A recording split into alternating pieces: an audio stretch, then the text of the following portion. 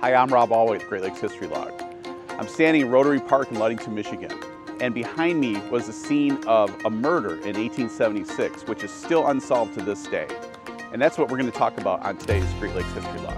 This Great Lakes History Log is presented by Filer Credit Union, with Michigan locations in Manistee, East Lake, Bear Lake, and Ludington, and the Mason County Historical Society in Mason County, Michigan, which operates historical White Pine Village, the Port of Ludington Maritime Museum, and the Rose Hawley Archives in downtown Ludington.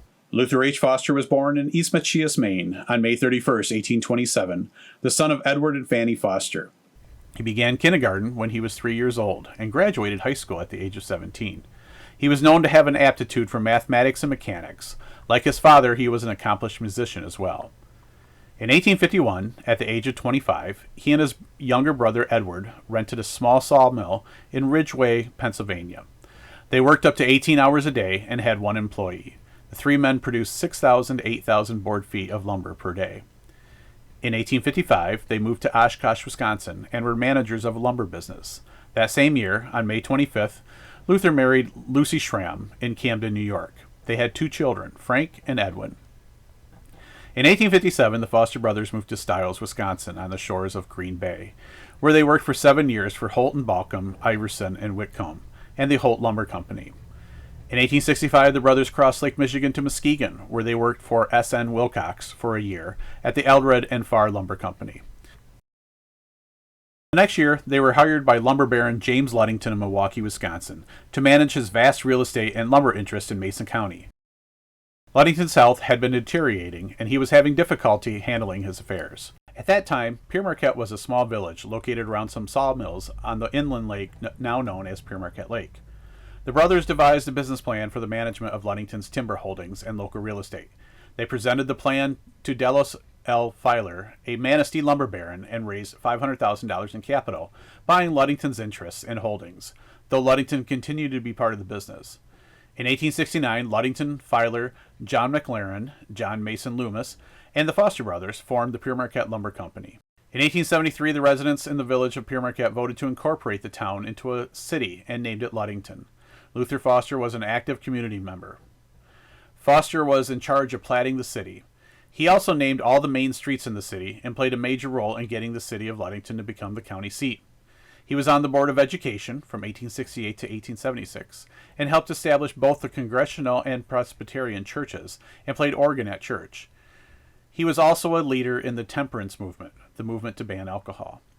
In the early hours of June 20th, 1876, a burglar, some accounts state there was more than one burglar, entered the home of Luther and Lucy Foster, located on the northwest corner of Ludington Avenue and Main Street, now Gaylord Avenue. Luther grabbed a handgun and chased the burglar out the door, up Main Street. At the intersection of Court Street, the burglar shot Foster. The intruders had taken only one thing, a ledger, which came to be known as Foster's Black Book. Legend has it that Foster's book contained information that would expose corruption.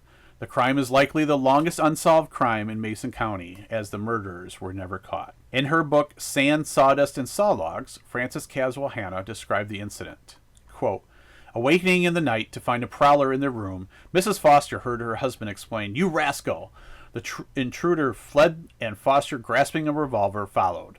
Under a young maple at the corner of Main and Court Streets, the burglar fired, and Foster dropped. Mrs. Foster, who had followed her husband, found him still breathing, but he died in her arms, unable to speak.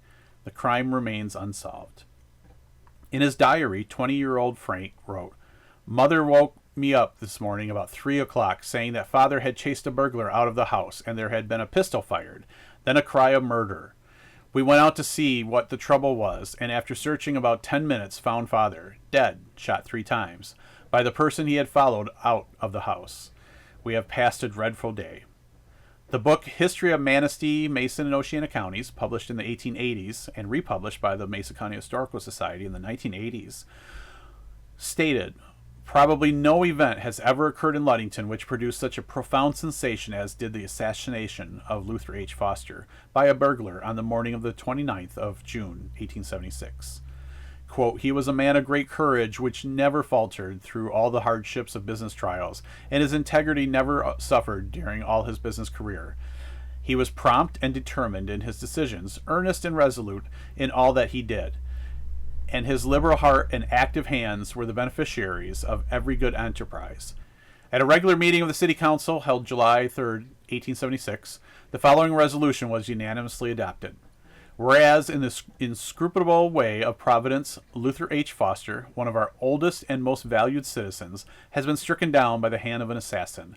And whereas heroic courage in defense of his dear ones has added its tragic weight to his many peaceful virtues at the expense of his own existence. Resolved, that this is the sense of this council, that Luther H. Foster was a wise, generous, faithful, gallant Christian gentleman, a benefactor of individuals, and one of the greatest benefactors of the city of Ludington, a father to make his sons proud, and to secure them the esteem of this community, a husband to secure for his widow the loving condolence of every citizen, and as a tribute to his memory, we ever stand ready to engraft these sentiments in marble over his tomb.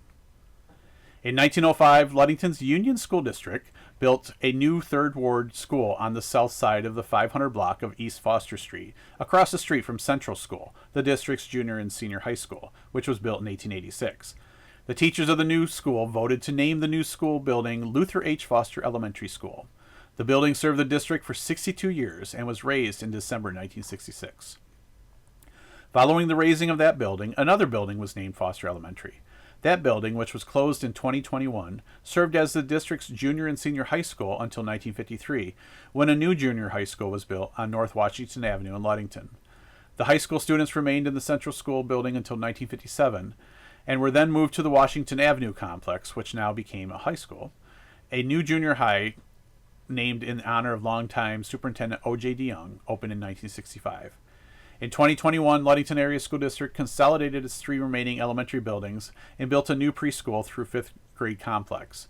It then sold the 3 elementary buildings, including the historic Foster Elementary. As of 2025, the building remains empty.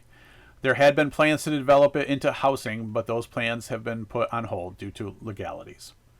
Thank you for listening to the Great Lakes History Log, presented by Filer Credit Union and the Mason County Historical Society, and a production of Sabo Points Media, a nonprofit news and information service in partnership with Media Group 31, owner of Mason County Press.